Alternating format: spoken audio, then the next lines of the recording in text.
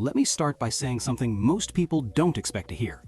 Grapes are one of the easiest fruiting plants to grow long-term, yet they're also one of the most commonly failed plants in home gardens, not because they're difficult, but because they're misunderstood.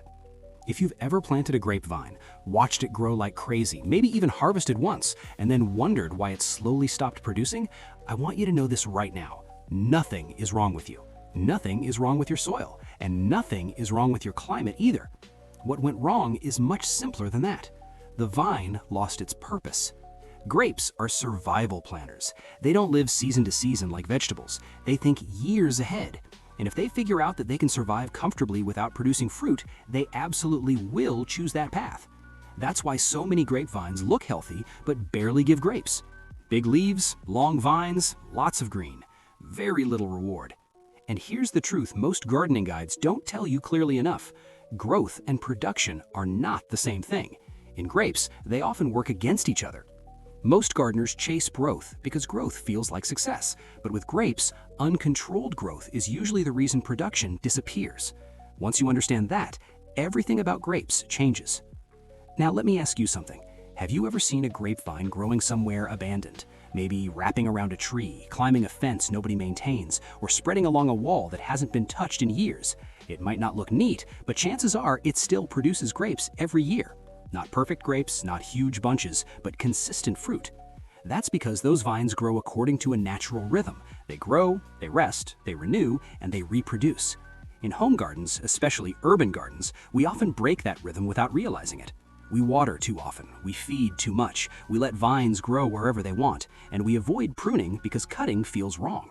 But grapes don't want comfort, they want clarity.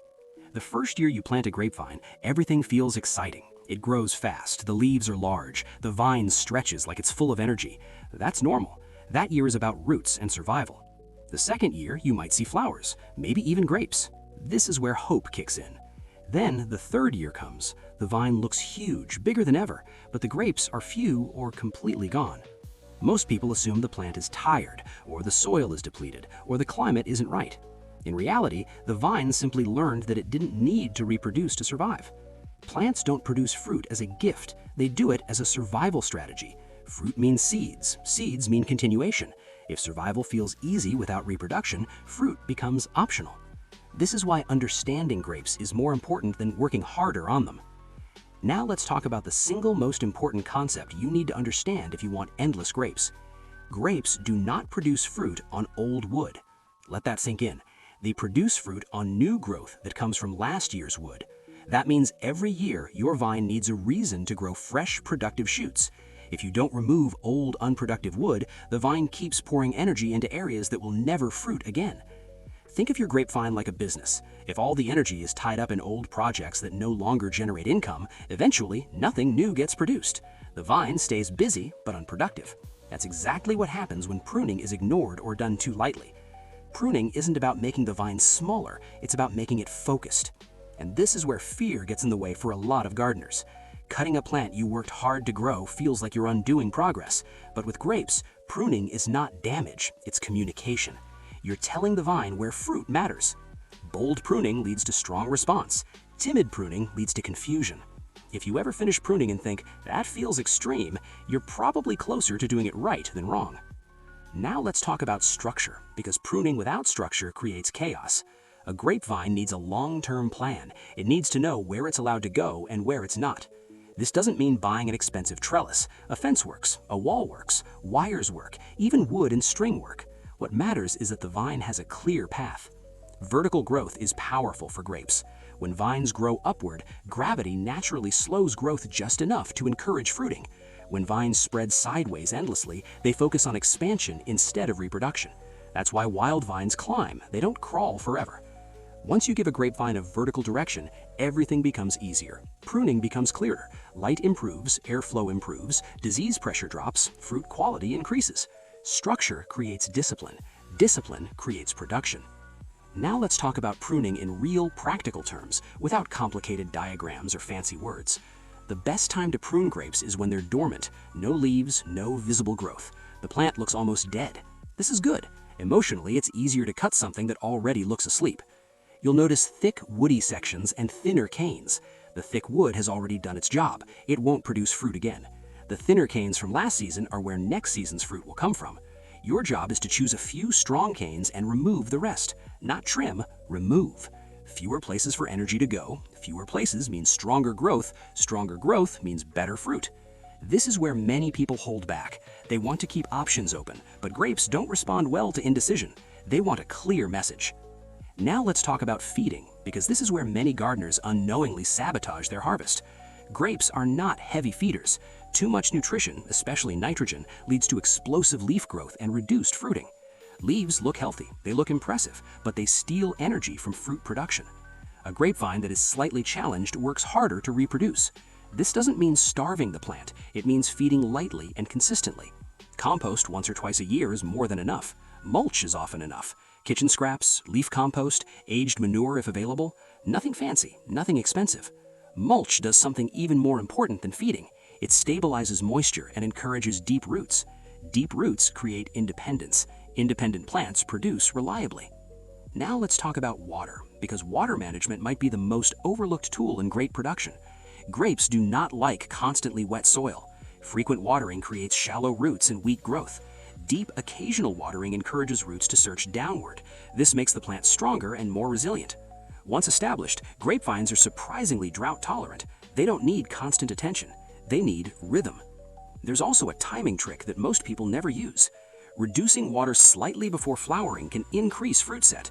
This mild stress signals the plant that reproduction matters. This isn't neglect, it's guidance. The mistake many gardeners make is watering on a schedule instead of observing the plant. Your grapevine will tell you what it needs if you slow down and watch it. Now let's talk about rest, because plants need it as much as people do. Grapes are meant to experience true dormancy. When gardeners water and feed continuously through seasons, they blur that rest period. Letting your grapevine fully rest during dormancy resets its internal systems and prepares it for focused growth in the next season. This is why vines grown in tougher conditions often outperform pampered ones. They experience clear cycles: growth, rest, renewal, and production. And that cycle is what leads to consistency. Now let's talk about space, because this is where a lot of people assume grapes won't work for them, especially in urban settings.